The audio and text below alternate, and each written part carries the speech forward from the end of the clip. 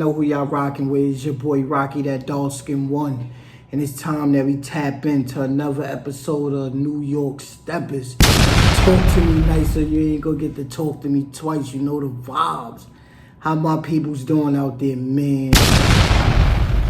How my SIGs doing out there, man? How my real rights doing out there, man? How my 550s doing out there, man? Okay. It seems like we spinning the Bronx for this one. 7-0 to be exact. For those of y'all that know what 7-0 is. That 170 in College Avenue, Teller Avenue, Clay Avenue, and it goes on. Okay. So, y'all see the thumbnail, y'all see the title. Let's get to it. So this right here, it's before your K-Flocks. It's before your D-Dangs. It's before your Use G's. It's before your Shy G's. And who Dougie B's and whoever. You understand? He is before all of them. And tonight we stepping with your boy, Young Zipper, a.k.a. Young Zay, a.k.a. Young Zay. And here's some shots for the boy. Okay. So we about to get into it.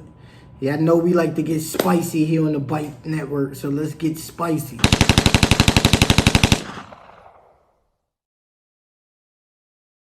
Being born in Harlem, Zay would move to the Bronx at the young age of 8 and jump off the porch right away, taking to the streets instantly as well as the mic.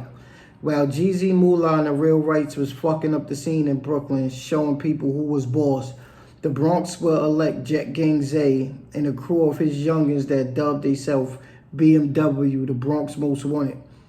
Well, they had put the BX on their back and show the world that the Bronx was getting money too. Being from Savo, an area that have its ties with Mac Baller Bloods and the 280 Crips, Zay would choose no gang to give his alliance to, only because he was cool with both sides and couldn't see himself choosing one over the other. The way the streets was set up in 2014, either you was this big respected gangbanger, a kingpin, or a scammer. Zay wouldn't be shy with his choice. And with associates like Jeezy Moolah, it was evident that Zay was here for the spotlight. Zay and his right-hand man, Ray True Cash, would jump into the scamming thing head first. In 2015, close friends, family, and onlookers will all watch the overnight transformation of the little crew from Savo. Before you could see them in a good outfit with some clean J's or some good foreigns on their feet. But in 2015 and 2016, you could spot Zay and his crew hopping out of Benzes, Rolls Royces, and Lamborghinis. By 2016, all eyes was on Zay. If it wasn't the envious stares from the haters, it was the pocket watching from the dudes he thought was his friends. This would fuel Zay to go even harder.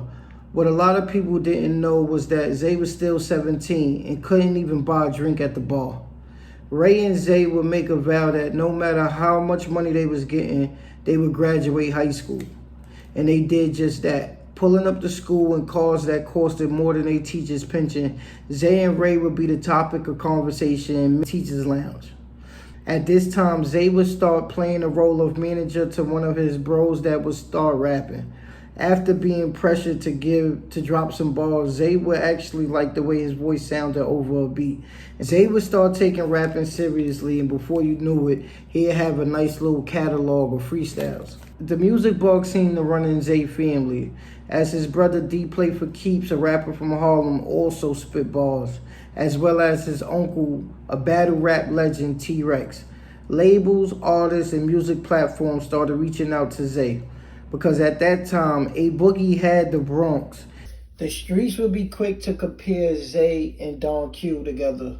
But instead of falling for the messiness that the internet always create, both men decided to claim the Bronx together and jump in the booth.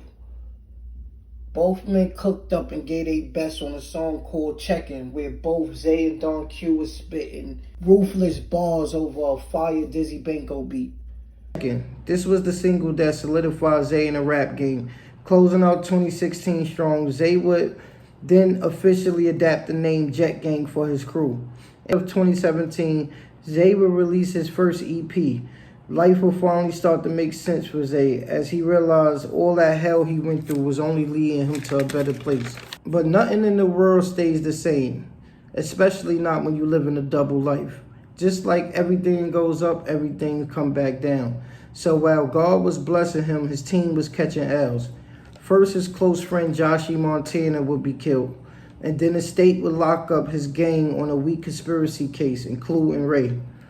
This will force Zay to get money by himself. With his gang gone, Zay would become depressed, but decided to channel that pain into art. He would pour everything he had into his music and be met with a positive response from the fans. After sitting down with Def Jam, Zay was geeked and knew it was nothing that he couldn't accomplish. In the late of 2017, Zay would start prepping for his second mixtape, Airplane Mode. A true hood classic if you ask me. For anybody who didn't hear it, go put that song on called Patience. I promise you it's going to hit your soul. You heard? Zay would start prepping for his mixtape while preparing for his gang to be coming home. One by one, first Ray came home in late December 2017, and then it was Delks, and list goes on and on. Zay would catch himself smiling, thinking, yeah, I finally got the bros with me. Ain't nothing we can't do with all of us together. But unfortunately, that's not how things work. It seemed like for one of us to truly reach greatness, everybody that came up with us must be sacrificed. Being that his man really was about to take off in the music game, Ray would step up to the plate and was sure to pick up any slack that Zay might have left behind because he was attending a business meeting or something like that. Ray came home 2017 December and wasted no time getting back. Before you knew it, Ray was back to backing out $100,000 cars and parking them on the Bronx blocks, with huge stacks of cash falling out of his pockets. Watching his man put on motivated Ray to do something positive with his life as well. On June 22nd, Ray would graduate high school, giving his mother and himself something to be proud of. When Ray heard his friend's song Light Show, just like the label, he knew it was going to be a hit. Wanting to celebrate with his close friend and right hand, Ray went out and got iced out. He got an iced out chain, watch, and earrings just to show the people the true definition of Light Show. Seeing Ray back out the jury like that made Zay think about changing his whole setup too. The streets would see Zay and Ray back on top of their game and didn't like it, not one bit. An 18-year-old and a 19-year-old doing shit that most could dream about only put a sour taste in certain niggas' mouths. And then something happened that would change Zay for life. It was a chilly December night. Ray and Zay found themselves in Harlem at a gambling spot. After leaving, Zay wanted to hop in the V and slide back to the Bronx, but Ray wanted to take the moment in before they left. Before Zay could scan the block for any threats, shots would go off. Cleared, Ray was shot in the chest and left gasping for air in Zay's arms. Now y'all see that moment I was trying to tell y'all about? That Dottie moment that Jeezy had to go through? Well, it's just like that for Jet Gang Zay, you heard? He got another, if he was in Harlem, there's a bunch of Harlem niggas that don't like them niggas. He was actually on the CC show going back and forth with a few niggas. And they was, they was throwing that out there like, yo, yeah, your man got bust down. A week later, niggas took his life. Some went and spent all that money on them chains and them earrings just to get killed a week later. I felt like that was this new generation, right? This generation where we teasing niggas, we will be teasing the dead or we taunting the dead, however y'all want to call it. But you see this situation, and I try to tell y'all, I think we all got that one dream, right? We all got this dream in our head, right? We all, and that's just us who been at the bottom for too long. We got one dream in our head. You want to know what that dream that we all got? That's that dream of, yo, I want to get rich take care of everybody. I want to take care of everybody and then chill, right? I'm going to buy a big-ass house, move my whole family in, this, and that. But nah, they don't tell you that shit ain't going to happen like that. You heard? 9 times out of 10, once you are picked to start going up in money and being rich and influence and stuff like that, the people around you gotta go. They getting sacrificed for that energy. You heard? I still don't know too much about it, but you can see it, man. Nobody who came in with their squad was able to leave with their squad. You understand? Or nobody who playing the game was able to say, yo, I finished with my team. Nah, niggas get sacrificed. They just don't tell us that. You heard? Around this time, Zay would become close friends with the platinum producer Dizzy Banco. Dizzy was on the come up at the time, but he was buzzing. He tried to lock Zay in the studio and have him find his creative space instead of being tormented by the streets. But with Ray gone, Zay would start questioning God. The streets was talking, and before you knew it, Zay was in crash out mode. He would be caught on the CC show arguing with his ops. He would lose sight of the music as he thought about getting revenge for Ray. Zay would go MIA and pop up in 2020 after linking up with another Bronx rapper, K-Hound. And would admit to them being cool at a point of time, but now they was taking shots at each other on wax. K-Hound would use a conversation he recorded between him and Zay as the intro to his new diss song. Even though K-Hound was the son of a Bronx legend, lyrically, he was no match for Zay. It was like K-Hound was poking a bear, and the heater that Zay responded with was the song he waited his whole career for, Firing Zone. After dropping Firing Zone, Zay went up again, and after seeing the numbers he put up with Firing Zone, the labels was ready to give him what he wanted. He took that little break he took in 2018, 2019. You know, he definitely talked about a lot of depression that he went through. A lot of shit that he felt alone. He felt like he went through it alone. And no matter how much we see him with his gang and see them niggas having fun, you know, it's always those times when God gonna force you to be alone because you gotta see what's for you. You understand? Most times when we around everybody else, we in their energy and they in our energy. So we can't really tell what's us. A lot of times we picking up karma for all motherfuckers, you feel me? And so with Zay, man, I felt like, you know, son was a young boy, niggas felt like he was soft because he was a getting money nigga and niggas tried his hand. And I'm not gonna lie, yeah, they killed his man right, you know, they killed his man right in front of him. He died, Ray died in his arms. But the real shit is, son stood on business. It took a little bit of years, but son stood on business. I ain't going, if you know, you know, you heard, but son definitely stood on business. They, you know, they got back for their man Zay, for Ray, and that's all. Us, you know, us that come from that certain code, nigga, he got his respect. I'm not gonna lie. Now, son, him signing that deal, right? This happened as soon as he got locked up on this last one, right? So now, and I think this is what they was waiting on, right? So now, all the years, or y'all gotta pay attention to all the years. 2016, he was about to sign. 2017, he was about to sign. The nigga wouldn't take no deal because he was getting money. So if they coming in, he don't got no buzz like a Fab or some Jay-Z or some shit like that. You understand?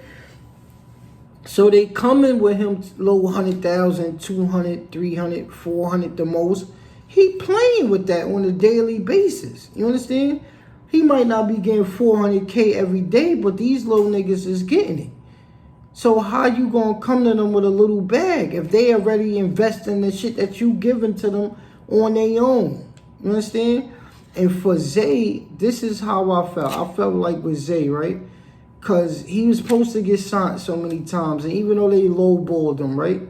But it's funny how soon he do sign and decide, yo, this is what I'm doing, I'm all in, I'm signing that down line. As soon as he do that, he get jammed up on the murder. Come on. You understand? This shit is rigged. They telling y'all, they telling us, y'all not taking no more our money and putting that shit in y'all community no more. Fuck that. If we do give y'all the money, we putting y'all in jail so you can spend that shit on lawyer fees. You feel me? Because they not letting niggas build up their community. Look what's going on. Look what's going on. You from the Bronx, you got your little buzz, you damn near could change. They not letting you get it. And I don't want to say this like I'm downplaying nobody, but they doing it to the official niggas. You understand? The niggas who actually gonna make a change. You see certain niggas that they letting have a little bag too, right? Like, let's see, the Ron Suno situation, right? I don't know Ron Suno from Adam, right? But a lot of niggas, he from the Bronx. He from uptown, niggas know him, right?